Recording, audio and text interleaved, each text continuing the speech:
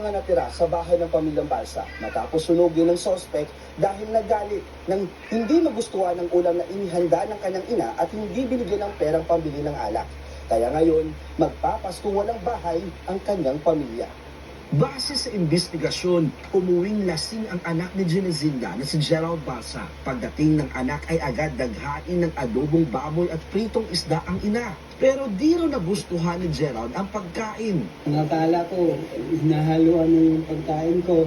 Baboy na adobo at saka yung isda sa tabang, sa sapa. Kapag kumakain po ako ng luto ni Mama, ang yung tiyan ko sumasakit. O minsan magagalit ako dahil po kasi gusto kong uminom.